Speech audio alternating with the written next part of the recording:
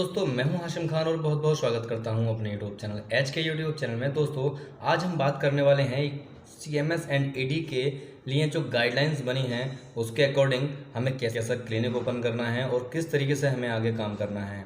कुछ लोग CMS and ED करने के बाद बेफिक्र हो जाते हैं और वो ये समझने लगते हैं कि अब हमें आज़ादी मिल गई है, हम किसी भी तरीके से अपना क्लिनिक ओपन करके अपनी प्रैक्टिस को स्टार्ट कर सकते हैं। लेकिन दोस्तों ऐसा बिल्कुल भी नहीं है, क्योंकि आपने कोई एमबीबीएस या बीएएमएस या कोई बड़ी डिग्री नहीं की है, क्योंकि आपने एक पैरामेडिकल कोर्स किया है और इसकी कुछ गाइडलाइंस होती हैं जिसके अकॉर्डिंग अगर आप नहीं चलेंगे तो सीएमओ आपकी क्लिनिक सील कर सकता है।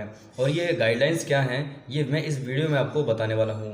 और वीडियो को बिल्कुल भी स्किप ना करना, क्योंकि वीडियो में मैं वो टॉपिक बताने वाला हूँ जिसको अगर आप फॉलो करते हैं तो आपकी प्रैक्टिस में कोई भी दिक्कत नहीं आने वाली है आपको। तो दोस्तों वीडियो को स्टार्ट करते हैं।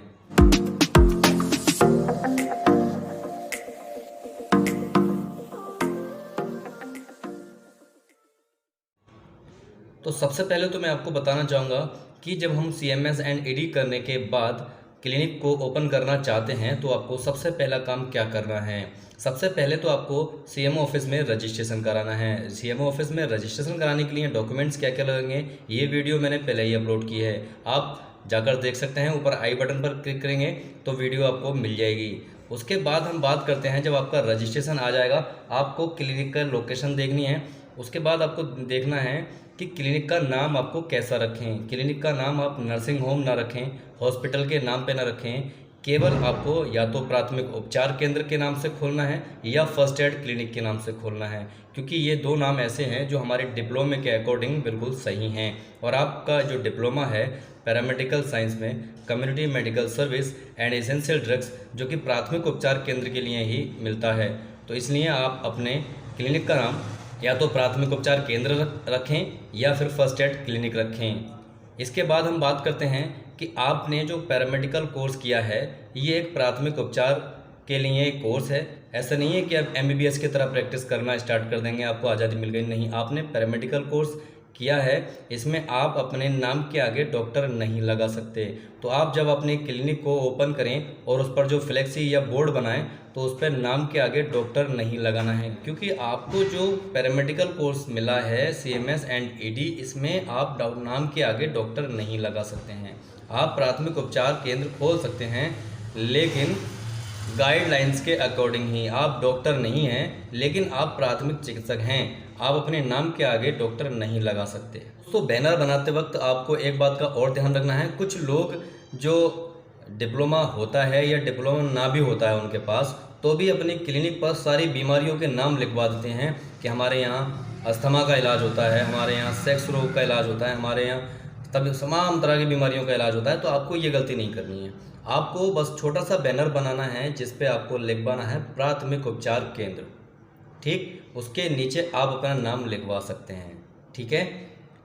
इसके ज़्यादा आप अपना टाइम टेबल लिखवा सकते हैं, लेकिन अगर आप उसमें सारी बीमारियों के नाम, सारी जांचों के नाम अगर आप लिखवाते हैं तो भी आप पर कार्रवाई हो सकती है। इसलिए आपको विशेष ध्यान रखना है कि जब आप फ्लेक्सी या बैनर बनवाएं कुछ ही बातों को नोट करना है, जैसे कि अपना क्लिनिक का नाम, आपका टाइम टेबल और आपका नाम, बस। इससे ज़्यादा आपको कुछ भी नहीं लिखवाना है, ठीक है दोस्तों।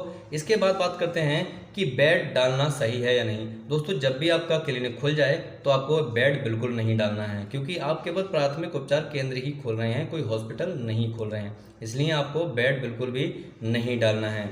अगर बेड पड़े हुए हैं और सीएमओ ऑफिस से आपके यहाँ पर कोई चेक करने आता है तो आपका क्लिनिक सील करके चला जाएगा, क्योंकि बेड पड़े हुए हैं तो उसका मतलब है कि आप पेशेंट को एडमिट करते हैं, पेशेंट को रोककर उसका इलाज करते हैं, आप प्राथमिक उपचार की बजाय उसका पूरा ट्रीटमेंट कर रहे हैं, इसलिए आपको अपने क्लिनिक में बेड नहीं डालने हैं।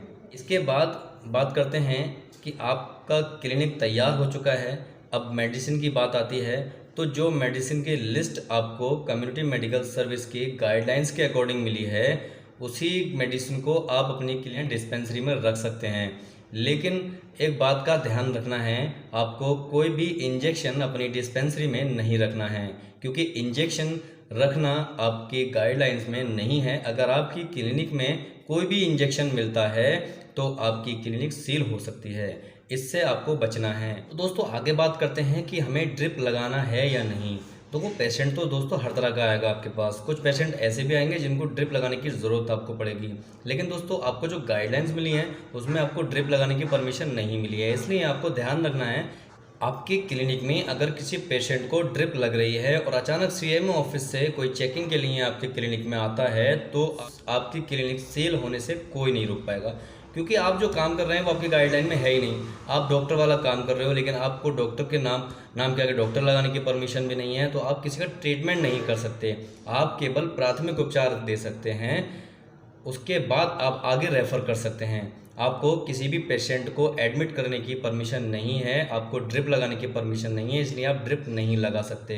तो इसलिए आपको ध्यान रखना है, अगर आप ड्रिप लगा रहे हैं, चढ़ा रहे हैं, तो आप अपने रिस्क पर ये काम कर सकते हैं। इसके बाद बात करते हैं दोस्तों नारकोटिक्स मेडिसिन के बारे में। दोस्तों नारकोटिक मेडिसिन तो मेडिकल पे भी आसानी से नहीं मिलती है, क्योंकि उनको भी इसके लिए अलग से लाइसेंस लेना पड़ता है। तो आप पैरामेडिकल साइंस से डिप्लोमा करके आए हैं, तो आपको कैसे नारकोटिक्स की परमिशन मिल सकती है? अगर आपकी क्लिनिक पर कोई भी ऐसी मेडिसिन मिल जाए जो नारकोटिक्स में आती हो, तो भी आपको सील होने से कोई नहीं बचा पाएगा। इसलिए आपको ध्यान रखना है कि अपनी क्लिनिक में ऐसा कोई भी दवाई नहीं रखनी है जिससे आपको परेशानी आए।